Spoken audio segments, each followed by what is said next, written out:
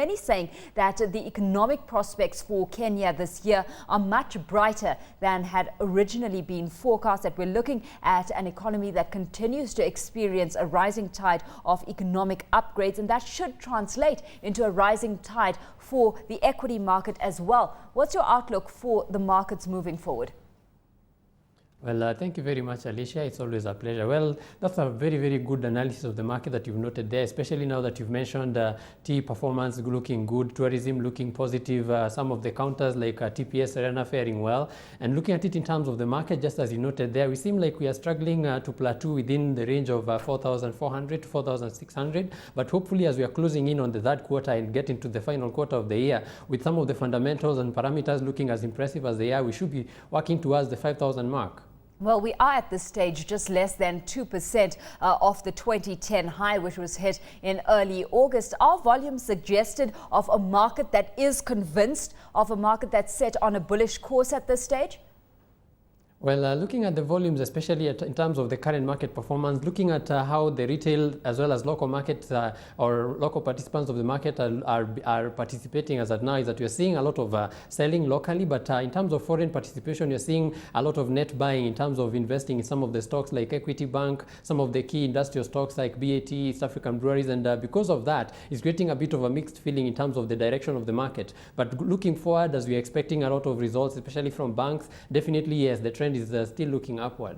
Let's look at a company out of each of the country's major revenue earners, and I'm going to start off in the agri space. I mean, we had Sasini Tea and Coffee back at 15-year highs, sitting at around about the 13 shilling 50 level. What are you making of that counter at the moment? Well, Sasini has been one of the stocks which most of the investors have been very, very positive about, especially noting the trend of the stock, just as you've noted there. We saw it dropping significantly to the single-digit range, and in the recent past, especially the last 6 months, we've seen it rising steadily. Just as you noted there, the agricultural performance of the economy was very positive, and hopefully we are seeing a lot of positive sentiments. And also looking at it in terms of going forward, the stock has been very strong, and also their marketing as well as their packaging strategy in terms of the local market as well, the regional market has been also fairly impressive. And looking at it in terms of the performance of the stock, it's a promising buy, and hopefully if at all the drought is not going to really affect their output, definitely is going to be able to be a good buy for the medium term. In the meantime, in the tourism space, we had TPS Arena closing at 3-year highs on Monday, 66 shillings. It's gained close enough to 90% over a 12-month period so far. And added to that, news this morning that its rights issue was oversubscribed. How are you viewing that counter?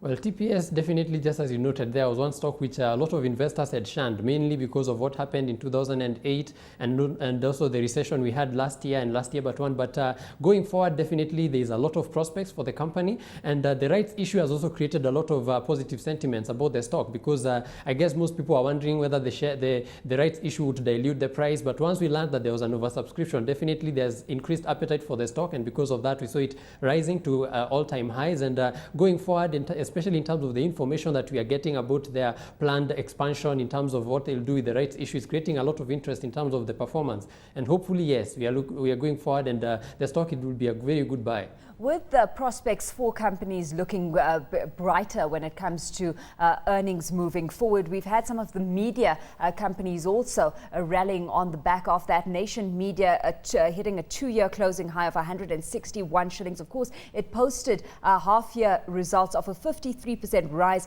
in profits. It's sitting at a PE of 23 though. So would you be buying at this stage, buying into the growth story, or is it looking expensive? Well, definitely that's a very good observation there about the PE of some of the counters that are already trading at the market right now. Honestly, it's a very challenging position for most of us in terms of recommending some of these stocks. But looking at Nation Media, looking at Scan Group, looking at Standard Group, basically those stocks are very, very promising as at now, mostly because of what we are looking at, especially going forward. Following the new dispensation, especially in terms of the referendum, there's a lot of hopes that towards 2012, we're going to see a lot of marketing strategies for most of these new new changes in terms of the political regime, and definitely that creates a lot of interest in terms of these stocks. And because of that, it's creating a lot of interest in terms of performance. And just as you noted there, the PE is looking fairly high, but looking at them in terms of the prospects, especially next year and 2012, they're fairly positive. And because of that, it will still be on stock somebody can consider, but hopefully below the 160 shilling mark.